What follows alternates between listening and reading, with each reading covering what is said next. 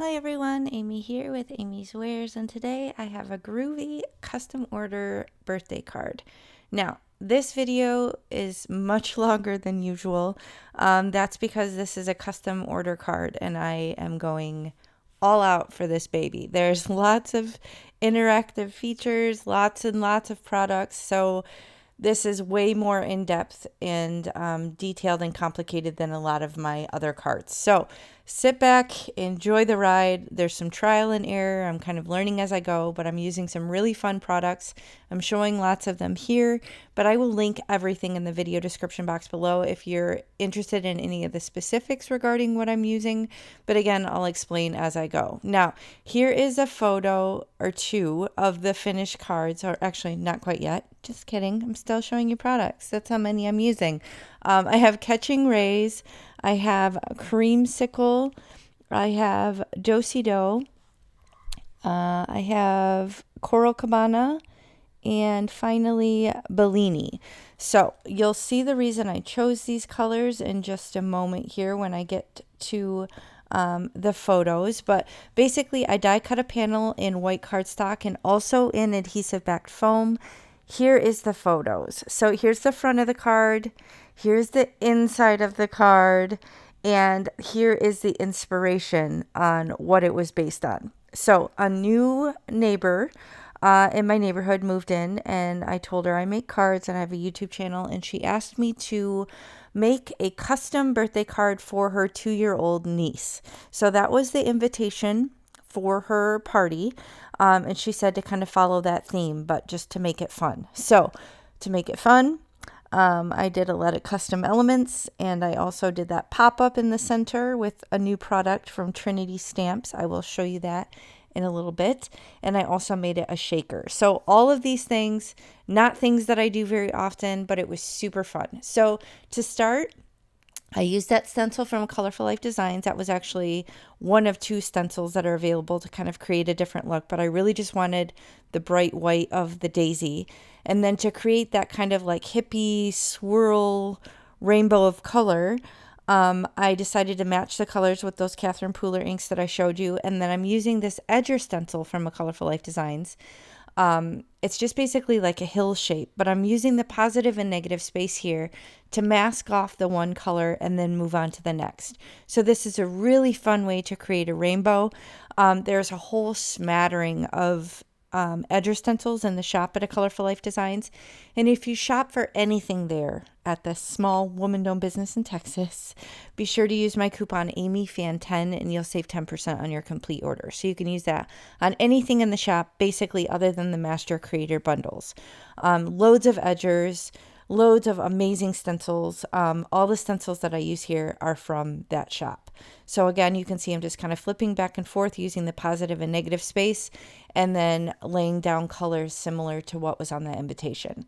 Now for the center of the daisies, I decided to just do this manually. So I'm using, it's like a blending brush. It's a Zig blending brush. I don't even remember where I acquired it, but I'm using it to just pick up a little bit of ink from the yellow ink pad and then just hand draw in the little centers of the daisies because there were little white daisies with yellow centers on the invitation. So I'm just manually drawing that in onto this panel, and then I will move on to the next step. So I'm just kind of working across the composition. I have the rainbows on the top and the bottom. Now here I die cut out this cute little, it looks like a little hippie Volkswagen van. And it's from My Favorite Things. I have no idea if it's still available. If it is, I will link it below. I had to look up a picture of it just because I think I only ever used this thing once, but when I realized it was hippie themed, I thought, oh man, this will be perfect. So instead of cutting out a bunch of little pieces of scraps, I decided to just cut it all out in one sheet of white cardstock. You can see I didn't even separate the little pieces of the die. I didn't want to lose them. So I just left it all together, and then I decided to just custom color them with the same ink colors. right from that white cardstock. So I'm not using all the little pieces. I'm just going to use like the tires and the rear view mirrors and the bumper and things like that. And then of course that peace sign, I had to do that, and I will use that beautiful yellow color in a moment for that. But I have blackjack color here for the tires, and I'm just using my sticky mat on my makeshift turntable just to kind of hold everything down.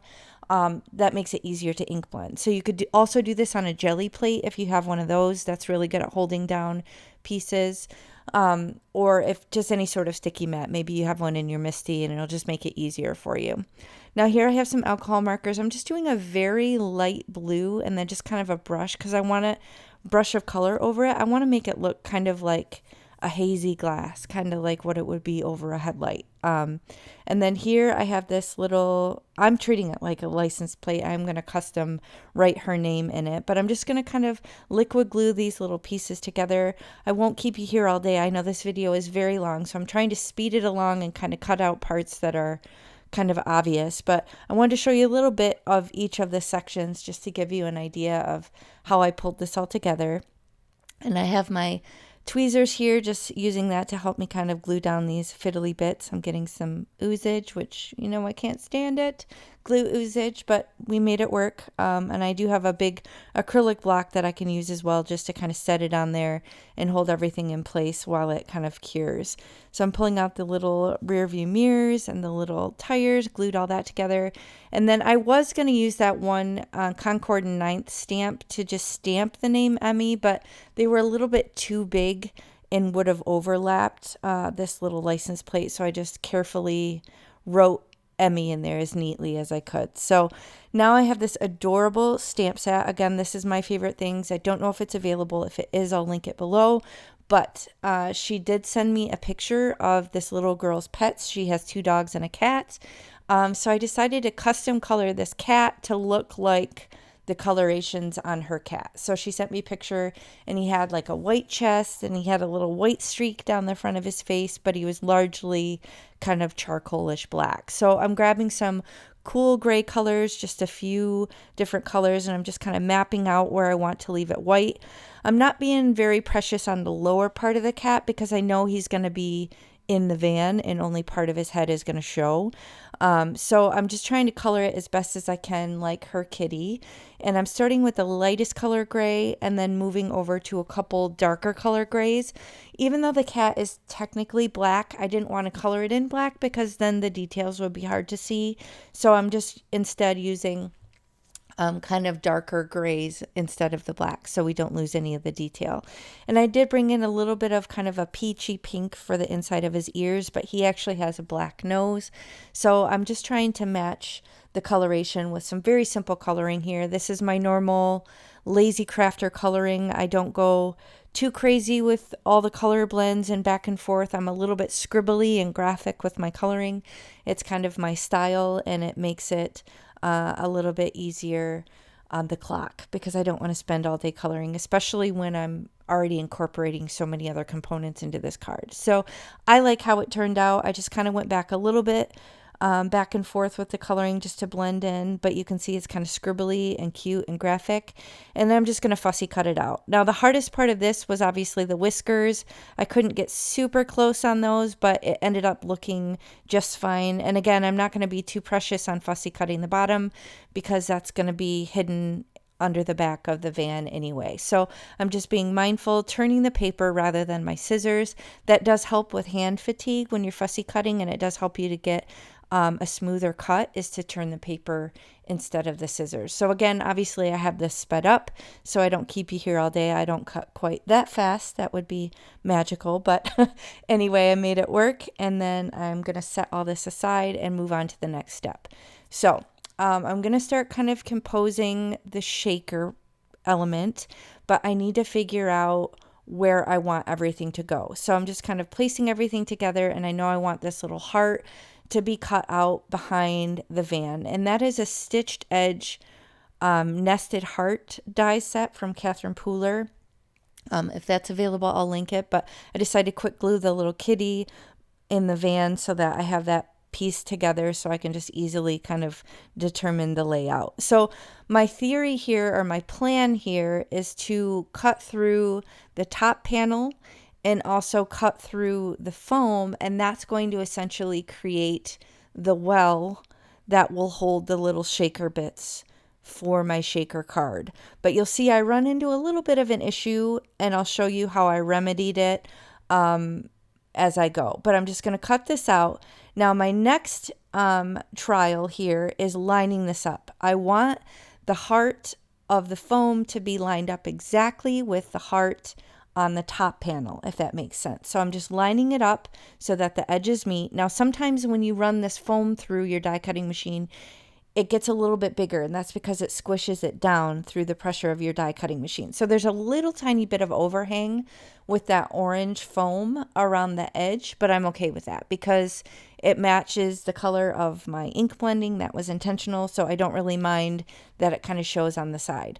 Now you can see I'm going to save that heart from my ink blended panel because I'm going to nestle that back down directly onto the card base and under the opening of the foam. So I'm hoping this makes sense. I don't know if I'm explaining it well, but I'm hoping visually it makes sense what I'm doing.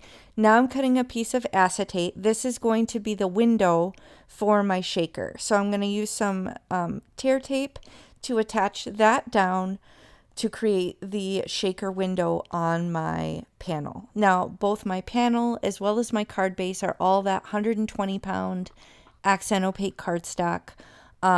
So it's going to be a nice thick heavyweight cardstock that I'm using. So all these elements, if you're going to do things like this, like pop-ups and shakers, you want to make sure you have a really thick, good cardstock that can kind of hold up to this. So I'm going to use the tear tape and put that down just around the heart opening, and then I will pull that away and put the acetate window right on top of it. So that'll make sense in just a moment here. If I thought better of it, I probably would have grabbed, I actually have a 1/4 inch tear tape. That would have been easier, then I wouldn't have had to cut this down. But I'm not being too precious. I just need the plastic to basically cover the hole, because that will prevent the little shaker bits from flying out once I assemble everything together. So I have this going very slow. I should have probably sped this up a little bit faster. It's a little intuitive what I'm doing here, but I will remove the backers and then place the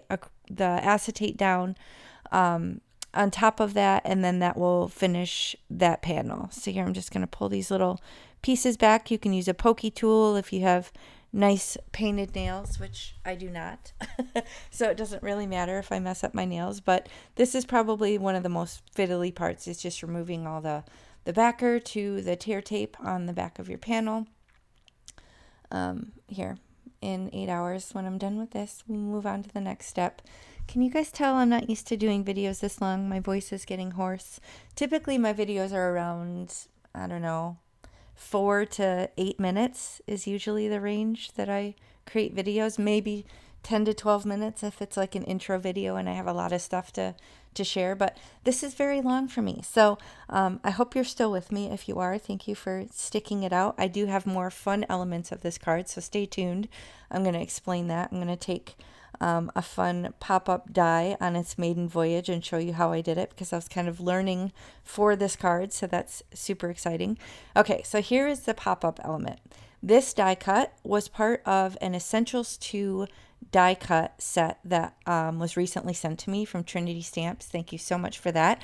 But I'm so excited about this because it cuts out this piece with all of the fold lines. And you fold it in such a way, and you basically put it on the inside of the card, and you can attach an element to it which will pop up on the front of your card. So I had to watch a video how to do this. The diamond shape that comes in the set you can actually use to create your pop-up element, but since I knew the heart had that same triangle shape on the bottom, I was going to be able to use that instead of the diamond. So you can see you have these two pieces folded back, and you glue those onto your card base. Now you could see I moved it down a little bit. I didn't line it up with the top of the card. That is because my heart is a little bit big and I didn't want it to show or stick out the top of the card. when it was closed. So that's why you saw I moved the heart down sideways to make sure it was completely enclosed. And then I lined up the point of that with the point of the triangle. And you can see I'm putting adhesive just on the one side. This is important. So you put the adhesive on the two sides on the back, fold up your card to make sure that it closes well, and then you put the adhesive only on the one side of that front piece, and then everything folds down.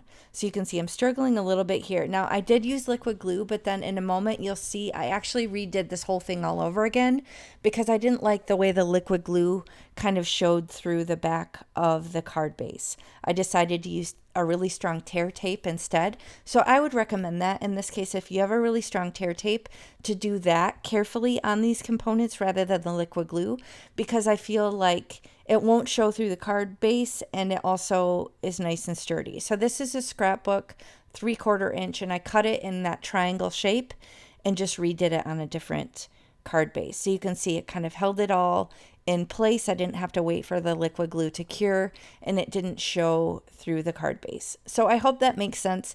If I remember, I'll try and link the video that I watched, which really explained the different sides, but this was way easier than I expected. I was very pleased at how easy it was to put that together, and I'm excited to be able to create that sort of pop-up element in future cards. It was really fun. So here I have a different My Favorite Things stamp set. Again, don't know if it's available, but I really like the sentiments on that.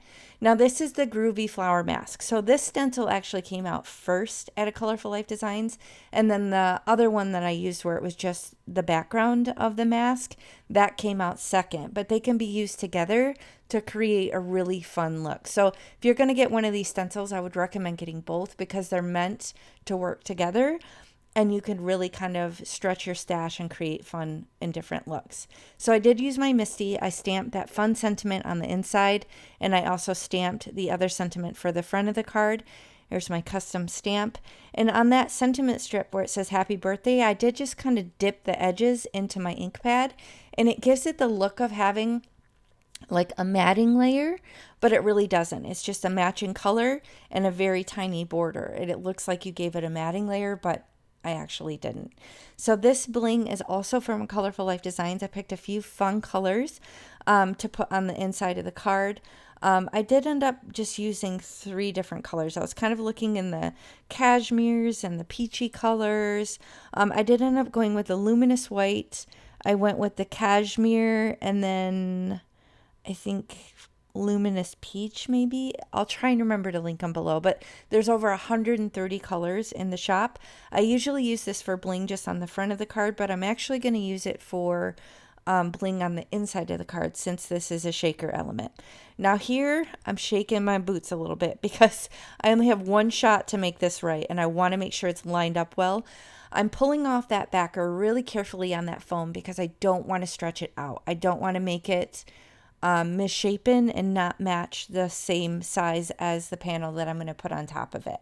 So I carefully put that down, and now again I don't want liquid glue to show through on the inside of the card, so I'm just using some tape runner there, and I'm placing this down into the well of the foam, and then I'm going to put some shaker elements in that well.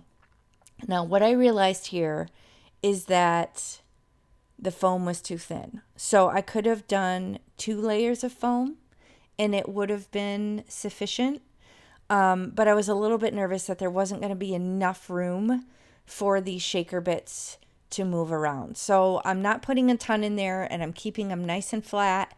But again, I was still worried that that thin foam that I used wasn't going to create enough height for those shaker bits to move around. So at this point, I decided to use another 1mm foam tape, and I have it in 1/4 inch here. I decided to use that to give it a little bit more height.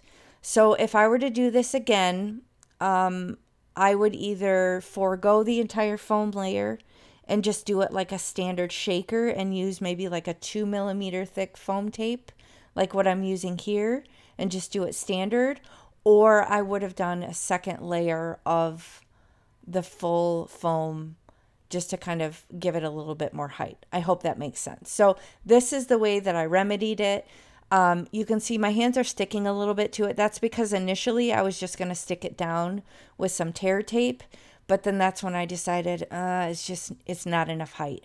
And here, just to kind of connect around that heart, because you want to make sure all these pieces connect so the pieces don't come out, I just grabbed a little thin foam strip just because that edge was very narrow between where it was cut and the edge of the card base. So I hope that makes sense. So again, now I gave myself a little bit more height. And again, I'm going to hold my breath and make sure I line this up perfectly with the foam. And to give myself a little bit of wiggle room, I decided to put some liquid glue on that foam tape, so that way if I need to adjust it a little bit, I have a little bit of wiggle room, and then that won't damage the cardstock because it's just going to go right down on the foam.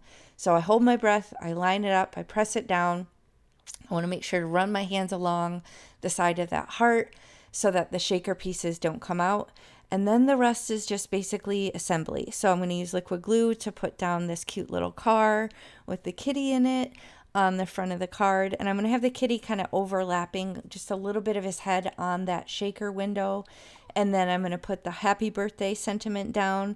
Now the happy birthday was partially glued, and then I again used part of a 1mm foam strip just so that it was even dimension, and that's going to finish the card. So there's the shaker element with the custom color kitty that matches hers.